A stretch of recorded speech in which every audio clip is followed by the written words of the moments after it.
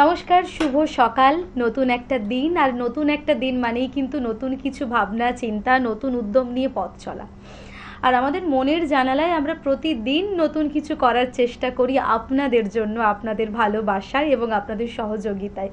জানি প্রত্যেক দিন আপনারা আমাদের জন্য অপেক্ষায় থাকেন এবং আমরাও কিন্তু আপনাদের জন্য সেই অপেক্ষায় থাকি। আজকে স্টুডিওতে যিনি আছেন তার সঙ্গে আপনাদের সকলের আলাপ করিয়ে দিই। আমাদের সঙ্গে আছেন চম্পা রায়। কেমন আছো বলো দিদি? এই ভালোই আছি। আর এই হাসিটাই তো আমাদের ভালো রাখে, বাঁচিয়ে রাখে একদম। আজকে যন্ত্রসঙ্গতে যারা আছেন তাদের সঙ্গে আপনাদের সকলের আলাপ করিয়ে দেব। আমাদের সঙ্গে কিবোর্ডে আছেন পিনাকি ব্যানার্জি, হ্যান্ড সোনিকে রাজদীপ নন্দী, অক্টোপ্যাডে অনির্বাণ ভট্টাচার্য। আপনাদেরকেও স্বাগত জানাই আমাদের মনের জানালায়। দিদির গান শুনবো প্রথমেই, তারপর অনেক গল্প, অনেক আড্ডা, অনেক কথা জমে আছে। অনেকদিন পরে দেখা হলে যেটা হয়। চলো প্রথম গান শোনাও। আকাশ জুড়ে শুনিনু ওই বাজে তোমারি নাম, সকল তারার মাঝে ওই বাজে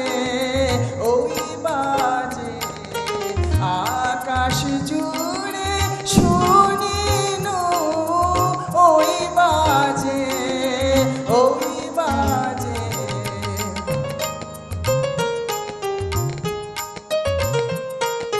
সে নাম খানি নেমে এলো ভুয়ে, কখন আমার ললাট দিল ছুঁয়ে। সে নাম খানি নেমে এলো ভুয়ে, কখন আমার ললাট দিল ছুঁয়ে। শান্তি ধারায় বেদন গেল ধুয়ে, আপন আমার আপনি মরে লাজে ওই বাজে আকাশ জুড়ে শুনিনু ওই বাজে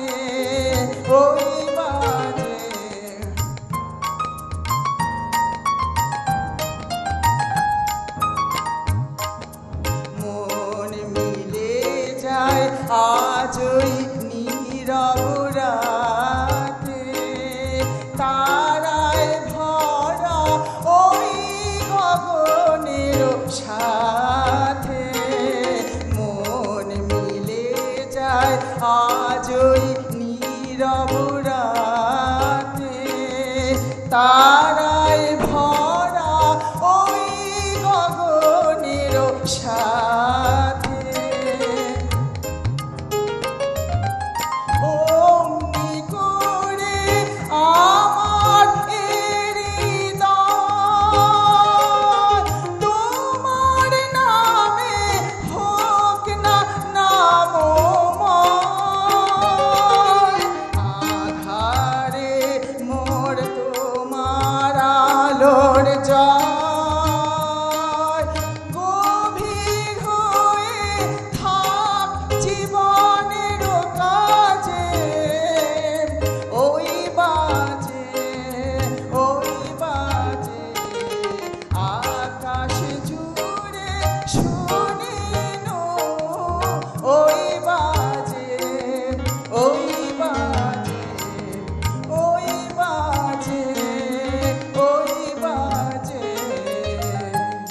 এরপর তুমি কি রেখেছো বলো?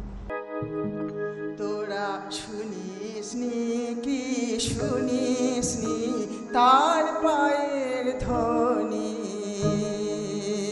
তোরা শুনিসনি কি শুনিসনি তার পায়ের ধ্বনি। ওই যে আসে শুনিস নি কি শুনিস নি তার পায়ের ধ্বনি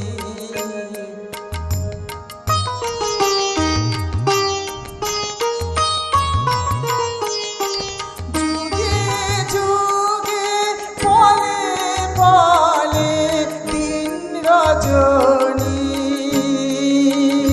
সে যে আসে আসে আসে তোরা শুনিস নি কি শুনিস নি তার পায়ের ধ্বনি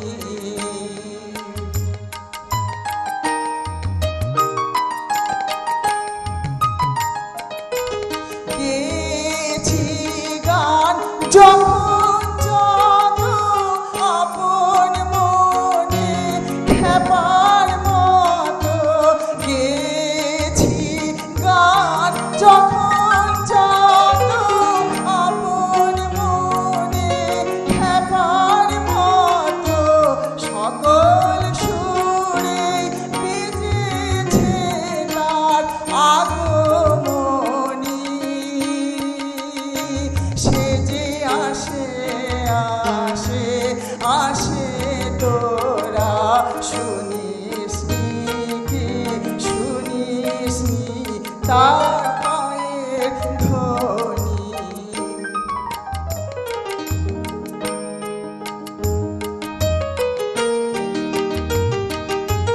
কত কালের ফাগুন দিনে মনের পথে সে যে আসে আসে আসে কত শ্রাবণ অন্ধকারে মেঘের রথে সে যে আসে আসে আসে দুঃখের পরে পরম দুঃখে তারি চরণ বাজে বুকে দুঃখের পরে পরম দুঃখে তারি চরণ বাজে বুকে সুখে কখন পুলিশে দেয় পরশমণি সে যে আসে আসে আসে তোরা শুনিস নি কি শুনিস নি তার পায়ের ধ্বনি তার পায়ের ধ্বনি একটা গানময় সকাল কাটছে তোমার সঙ্গে, খুব ভালো লাগছে। আর কি নিয়ে এসেছো বলো। এবার আজে বিজন ঘরে নিষিদ্ধ রাতে গানটা গাইবো। ঠিক আছে, চলো। আজি বিজন ঘরে নিশীথ রাতে আসবে যদি শূন্য হাতে আমি পাইতে কি ভয় মানি জানি জানি বন্ধু জানি তোমার আছে তো হাত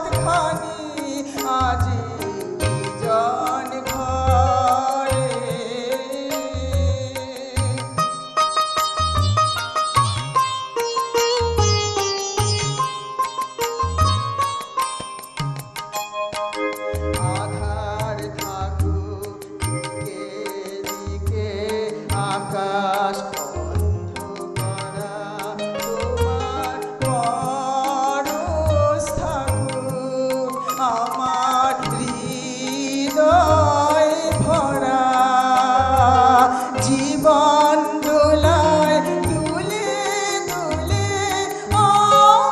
আপনারে ছিলে ভুলে জীবন দোলায় দুলে দুলে আপনারে ছিলে ভুলে এখন জীবন মরণ দুদিক দিয়ে নেবে আমায় টানি জানি জানি বন্ধু জানি তোমার আছে তো হাতখানি আজি বিজন ঘরে নিশীথ রাতে আসবে যদি শূন্য হাতে আজি বিজন ঘরে। একটা সুন্দর সময় তোমার সঙ্গে কাটালাম। ভালো থেকো, সুস্থ থেকো, গানে গানে থেকো। আর সময় হয়েছে ছোট্ট একটা বিজ্ঞাপন বিরতির। ফিরে আসছি ছোট্ট একটা বিজ্ঞাপন বিরতির পর। Venus the hot water professionals. আসুন, I will show you. Venus দেখতে সুন্দর, এতে আপনার টাকাও সাশ্রয় হবে এর এনার্জি সেভিং মডেলস এর মাধ্যমে। Instant water heater, storage water heater, tankless water heater, 5 এসির জন্য যা দেয় দীর্ঘ আয়ু। আপনার জীবনযাত্রার সঙ্গে মানানসই সুবিধাজনক model. Trust the hot water professionals for a refreshing bath. Venus. ফিরে এলাম ছোট্ট একটা বিজ্ঞাপন বিরতির পর। আপনারা দেখছেন টুয়েলাইট প্রোডাকশন প্রযোজিত চ্যানেল ভিশন আয়োজিত আপনাদের অত্যন্ত পছন্দের অনুষ্ঠান মনের জানালা। সঙ্গে আমি আছি নিবেদিতা, এবং এই পর্যায়ে আমরা যাকে পেয়েছি আসুন তার সঙ্গে আপনাদের সকলের আলাপ করিয়ে দিই। আমাদের সঙ্গে আছেন বিনায়ক বিশ্বাস। বিনায়ক, কেমন আছো বলো? ভালো আছি। সামনে পুজো, আর আমাদের প্রত্যেকটা বাঙালি ঘরে পুজোর একটা আয়োজন ইতিমধ্যে শুরু হয়েই গেছে। আজকে কি কবিতা রেখেছো তুমি আমাদের জন্য? প্রথম কবিতা হচ্ছে কবিগুরু রবীন্দ্রনাথ ঠাকুরের অন্তরমম বিকশিত করো। বেশ, চলো। কবিগুরু রবীন্দ্রনাথ ঠাকুরের অন্তরমম বিকশিত করো, অন্তরমম বিকশিত করো, অন্তরতর হে নির্মল করো, উজ্জ্বল করো, সুন্দর করো হে, জাগ্রত করো, উদ্যত করো, নির্ভয় করো হে, মঙ্গল করো, নিরলস নিঃসংশয় করো হে, অন্তরমম বিকশিত করো, অন্তরতর হে, যুক্ত করো হে সবার সঙ্গে, মুক্ত করো হে বন্ধ, সঞ্চার করো সকল কর্মে, শান্ত তোমার ছন্দ, চরণপদ্মে মম চিত, নিস্পন্দিত করো হে, নন্দিত করো, নন্দিত করো, নন্দিত করো হে, অন্তর মম বিকশিত করো, অন্তরতর হে। কবিগুরু রবীন্দ্রনাথ ঠাকুরের কবিতাটা কতটা প্রাসঙ্গিক! এত সুন্দর একটা সকালবেলা বসে আছি, যে কবিতাটার কথা প্রথম মাথায় আসে আমার মনে হয় রবি ঠাকুরের এই কবিতাটা প্রথম মাথায় আসে, তাই না বলো? এরপর কি বলবে? কবি সূর্যতনয় অধিকারীর আমার স্বাধীন ভারতবর্ষ। বেশ, চলো। জীবন্ত দুর্গা কন্যা ভ্রূণকে হত্যা করা হয় পৃথিবীর আলো দেখার আগেই। মণ্ডপে মণ্ডপে মাটির দুর্গার সাড়ম্বর আরাধনায় খরচ হয় লক্ষ কোটি। এ আমার দেশ, আমার স্বাধীন ভারতবর্ষ। বাবা মা দুজনেই চাকুরিজীবী। তাদের সন্তান যে ফর্ম ফ্রিতে ফিল আপ করতে পারে, একই ফর্ম 1000 টাকা দিয়ে ফিল আপ করতে হয় ওই বাড়িতে কাজ করা কাজের মাসির ছেলেকে। হ্যাঁ, ঠিকই ধরেছেন, সংরক্ষণ। এই আমার দেশ, আমার স্বাধীন ভারতবর্ষ। এখানে সাফাই কর্মীরও লাগে বই কি শিক্ষাগত যোগ্যতা। অথচ রাজ্য দেশ চালাতে নেতা মন্ত্রীদের শিক্ষাগত যোগ্যতা না থাকলেও চলে। এ আমার দেশ, এ আমার ভারতবর্ষ। ফ্লাইওভার ও ফুটওভার ব্রিজের নিচে হাজার হাজার মানুষের দিন যাপন, রাজপথের ফুটপাতে রাত কাটে কত অসহায়ের। ওই রাজপথেই আবার লক্ষ কোটির মাটির দুর্গা কার্নিভালে হাঁটে। সত্যি এ আমার দেশ, আমার স্বাধীন ভারতবর্ষ। এক ভারতবর্ষের মানুষ ধর্মের নামে জাতের লড়াইয়ে খুনোখুনিতে মাতে।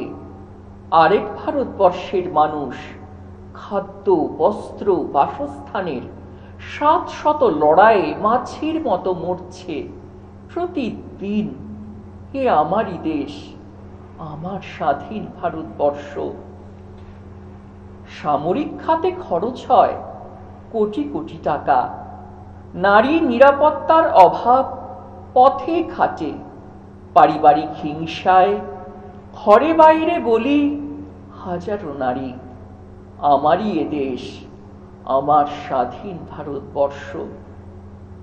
নারী দেখে না মসজিদের অন্দরমহল।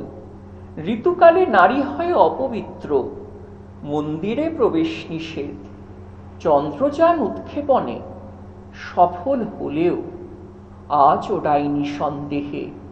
প্রাণ যায় অবলা নারীর।